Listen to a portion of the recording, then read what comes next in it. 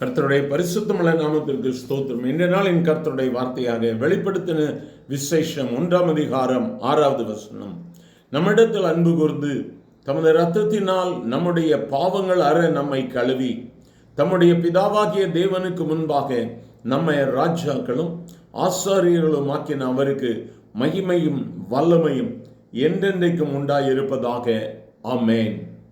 And has made us kings and priests to his God and Father, to him be glory and dominion forever and ever. எனக்கு அருமையானவர்களே, கர்த்தர் நம்மை ஆசாரியர்களாக ராஜாக்களாக மாற்றி இருக்கிறார்.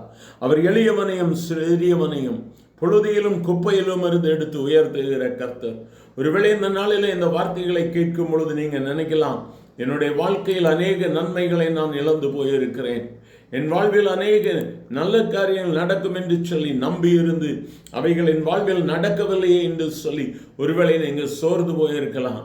ஆனால் இந்த வார்த்தையை, இந்த தேவனுடைய வார்த்தை, கர்த்தருடைய வார்த்தை நம்மை பலப்படுத்துகிறது, நம்மை உயிர்ப்பிக்கிறதாக இருக்கிறது. அவர் நம்மை அழைத்திருக்கிறார் ராஜாக்களாக, அவருக்கு ஊழியம் செய்யும்படியான ஆசாரியர்களாக. நாம் பின்வாங்கி போக வேண்டிய அவசியம் இல்லை. சூழ்நிலைகளை கண்டு பயந்து போய் நிற்க வேண்டிய அவசியம் இல்லை. ஒருவேளை பொருளாதாரத்தில் பின்தங்கின சூழ்நிலையில் இந்த வார்த்தைகளை நீங்கள் கேட்டுக்கொண்டிருக்கலாம். அநேக நன்மைகள் என் வாழ்வில் வரவேண்டியவைகள் வரவில்லை, எனக்கு முன்பதாக அடைக்கப்பட்ட கதவுகள், எனக்கு முன்பதாக எல்லாம் தடையாக இருக்கிறது என்று சொல்லி ஒருவேளை இந்த வேளையில நீங்கள் இருதயத்திலே சொல்லிக் கொண்டிருப்பீர்களானால், தேவனாகிய கர்த்தர் தம்முடைய பிள்ளைகளை பார்த்து சொல்லுகிறார், பயப்படாதே, உன்னை நான் மேன்மைப்படுத்துவேன், உன்னை ராஜாக்களோடும் பிரபுக்களோடும் கூட அமர பண்ணுகிற தேவன் இதோ உன் சமீபத்தில் இருக்கிறார். ஒன்றுமில்லாத தாவீது, கரவலாடுகளின் பின்பதாக இருந்த தாவீதை தேவனாகிய கர்த்தர் தெரிந்தெடுத்து ராஜாவாக மாற்றினார், சமஸ்தானத்தை ஆள பண்ணினார். இன்றும் அவருடைய வல்லமை குன்றி போகவில்லை. ஒருவேளை நீ கலங்கி போய் இருக்கிறாயோ, ஒருவேளை உனக்கு எல்லா காரியங்களும் எதிர்மறையாக நடக்கிறது, சாதகமான காரியம் ஒன்றும் நடக்கலை, நான் என்ன செய்வேன் என்று சொல்லி கலங்கி போயிருக்கிறாயோ, இன்று முழுமையாக இயேசுவை பிடித்துக்கொள். நம்பிக்கை வெண் போகாதபடிக்கு இயேசுவை சார்ந்திரு. ஆண்டவரே, நான் உம்மை நம்பி இருக்கிறேன், என்னை உயர்த்தும் ஆண்டவரே, என்னை பலப்படுத்தும் என்று சொல்லி கேளுங்கள். மனிதனுடைய பலத்தினால் அல்ல, உன்னுடைய பலத்தினால் நீ மேற்கொள்ள முடியாது.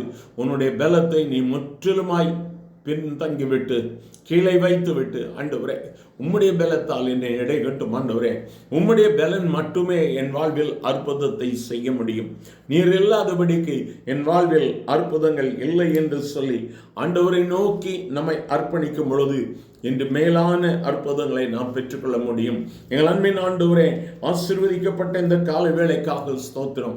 உம்முடைய மேன்மையான உயர்ந்த உச்சிதமான அழைப்பிற்காய் ஸ்தோத்திரம் ஆண்டவரே. கேட்கிற ஒவ்வொருவரையும் ஆசாரியர்களாகவும் ஆண்டவரே ராஜாக்களவும் நீர் அழைத்திருக்கிறேன். உம்முடைய அழைப்பு ஒரு நாளும் மாறி போவதில்லை. ஆகவே இந்த அழைப்பை பெற்றிருக்கிற ஒவ்வொருவரும் உண்மையிலே மகிழ்ந்து களிகூறும்படியாய் இன்று அவர்களுடைய தடைகளை எடுத்து போடும் ஆண்டவரே. உலக பிரகாரமான பயம், அச்சங்களை கர்த்தர் எடுத்து போடும்படியாய் ஜெபிக்கிறேன். உம்முடைய வல்லமை ஒவ்வொருவரையும் தாங்கிட்டும் பலப்படுத்தட்டும் ஆண்டவரே. ஒவ்வொருவரையும் தனித்தனியாய் குடும்பமாய் ஆசீர்வதியும். இயேசுவின் நாமத்தில் பிதாவே, ஆமென், ஆமென்.